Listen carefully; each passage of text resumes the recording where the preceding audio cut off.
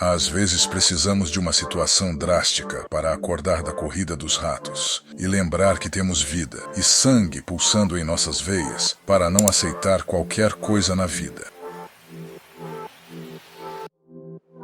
Em 2015, uma empresa de empréstimos de curto prazo foi processada pela Justiça Federal por manipular centenas de milhares de pessoas desesperadas. Nesse mesmo período, fui dispensado do meu emprego anterior. Meu pai acabará de ser diagnosticado com câncer e, devido à minha atuação menos que satisfatória em vendas de parceiros de canal, me pediram para começar a trabalhar nos fins de semana. Claro, isso não era viável, especialmente com meu pai doente. Então, concordamos amigavelmente em seguir caminhos separados, sem ressentimento. No entanto, alguns meses depois, recebi uma oferta de emprego incrível de uma grande empresa, com um aumento significativo no salário e um cargo melhor. Aceitei, apesar de ter que me mudar para o outro lado do país. Valia a pena, e meu pai parecia estar se recuperando, com o câncer em remissão. Sentia-me bem em me afastar, já que morava a apenas 30 minutos dos meus pais. A nova empresa era uma grande empresa de empréstimos de curto prazo, com mais de 1000 locais em todos os Estados Unidos, líder em empréstimos consignados, títulos e outros. Eu não amava a ideia de trabalhar para esse tipo de empresa, mas entendia que as pessoas tomam decisões ruins o tempo todo, e ninguém as obriga a fazer empréstimo. Meu papel na empresa era alinhar parcerias para gerar referências de pessoas em busca de empréstimo. Importante notar que meu trabalho envolvia principalmente alinhar parcerias para gerar referências de pessoas em busca de empréstimo, mas não se qualificava para conceder empréstimos reais. Em pouco tempo, aumentei a receita mensal para mais de $1 milhão, e todos pareciam satisfeitos, exceto por um ex-militar chamado Sargento Hall. Ele fazia comentários sarcásticos para todos, monitorava o relógio e informava ao RH se alguém chegasse às 9h05 em vez das 9 horas, ou saísse às 4h45 em vez das 5 horas, entre outras coisas. Parte do meu trabalho era auditar aplicativos de terceiros para verificar empréstimos realizados, o saldo e calcular as comissões de remessa para os afiliados. Ao realizar uma diligência básica, precisei examinar o contrato de empréstimo que as pessoas assinaram,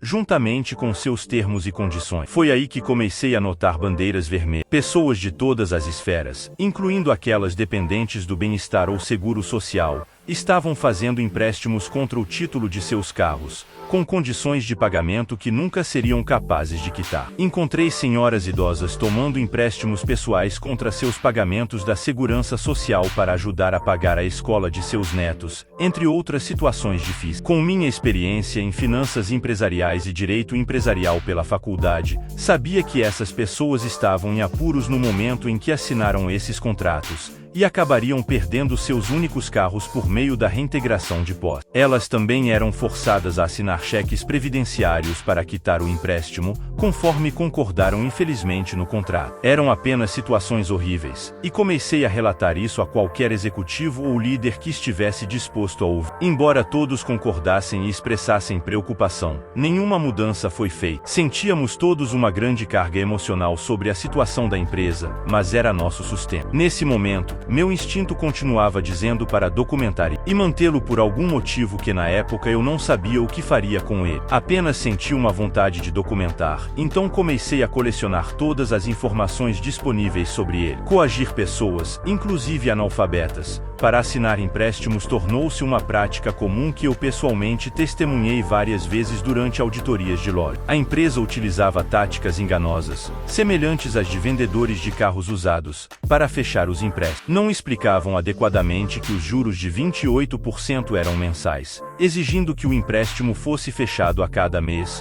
com novos juros acumulados sobre o saldo anterior. Isso resultava em novas taxas a cada novo empréstimo, explorando ao máximo a situação desesperada e a falta de conhecimento financeiro dos clientes. A empresa também ameaçava fazer retomada de carros e vendê-los em leilão, além de ameaçar informar os empregadores sobre os pagamentos atrasados e penhorar salário. Eram práticas comerciais horríveis. Eu odiava a empresa e todos os líderes que sabiam disso e permitiam demitiam. Eles justificavam dizendo que era legal, mas eu sabia muito bem que não era legal nem ético. Decidi seguir meu instinto e comecei a documentar todas as violações federais que encontrava, digitalizando e compilando em casa. Alguns meses depois, meu aniversário estava chegando. Planejava tirar uma semana livre para comemorar com minha família, especialmente porque meu pai estava muito doente. Chegou a hora de voltar ao trabalho em outro estado, mas eu não queria sair. Avisei minha mãe que voltaria para casa em um instante se precisasse. No dia seguinte ao meu retorno ao trabalho, minha mãe ligou informando que meu pai faleceu. Meu chefe incrível compreendeu e me disse para ir para casa, voltar quando estivesse pronto. O sargento Rowe, preterido para o cargo de chefe, estava determinado a obter a posição de qualquer maneira possível. No segundo dia, meu chefe me ligou dizendo que fora demitido,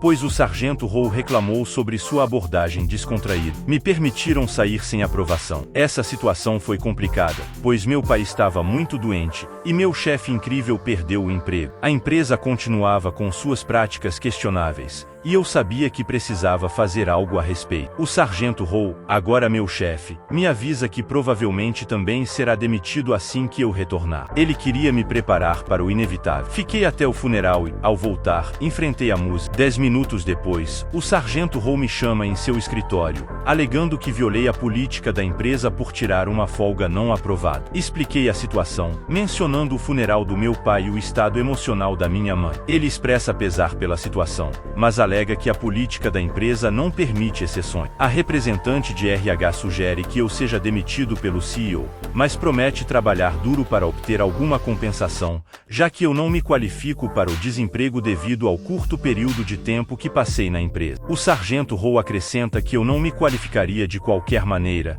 devido à não conformidade e ausências excessivas. Recebo uma ligação do chefe incrível no dia seguinte, informando que o sargento Rowe contatou o CEO para garantir que eu não recebesse indenização. Agora, 5 meses em um contrato de locação de 12 meses, estou quebrado, desempregado e sem recurso. Nessa situação difícil, precisei vender a maioria das minhas coisas, fazer as malas e mudar para morar com minha mãe. Agora, vem a busca por justiça. Lembro do meu banco de dados com informações comprometedoras sobre as práticas da empresa, que violavam as diretrizes da CFPB. Consultei o chefe incrível para obter feedback e conselhos, e ele queria ajudar. Agora, com um time formado ao longo de várias semanas, construímos um extenso arquivo para apresentar à Consumer Financial Protection Bureau. A hora do acerto de contas chegou, e estou determinado a buscar justiça diante das práticas injustas e desleais do meu ex-empregador. Diante das práticas de empréstimos injustos e predatórios da empresa, das quais éramos de alguma forma cúmplices, meu incrível chefe, agora colega de equipe,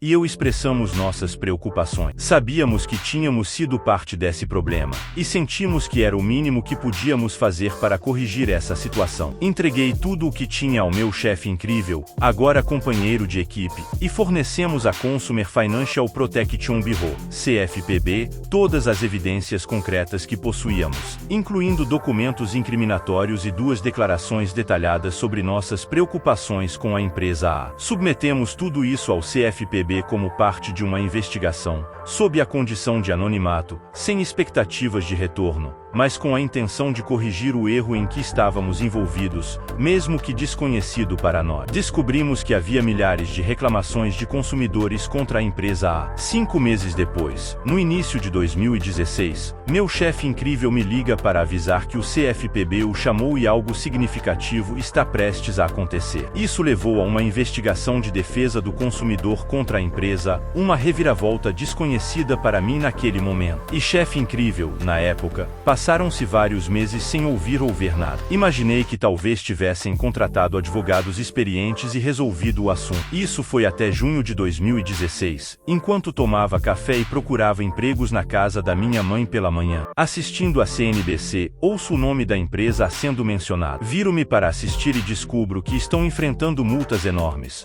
custos advocatícios significativos e a suspensão de todos os negócios negócios até a resolução do caso. Acabaram sendo multados em quase 10 milhões, com mais de 20 milhões em honorários advocatícios e uma perda de cerca de 50 milhões em receita enquanto o governo pressionava para interromper suas operações. Tudo isso graças ao sargento Hall, que mais tarde descobri, por meio de um antigo colega de trabalho, ter sido demitido e jogado sob o ônibus por não relatar reclamações dos funcionários à equipe executiva. Embora soubessem do que estávamos fazendo, eu havia informado várias vezes ao CEO que provavelmente era ilegal, mas fizeram do sargento o bode expiatório neste caso. Ainda existem várias ações coletivas pendentes e ações do governo regional contra eles, mas pessoalmente, funcionou bem para mim. Minha mãe estava muito feliz por eu estar de volta em casa, lidando com a difícil situação sem meu pai por perto após 35 anos de casamento. Aproveitei meu tempo livre para aprender uma nova carreira, mais lucrativa e que eu amo. Agora, pós-empresa,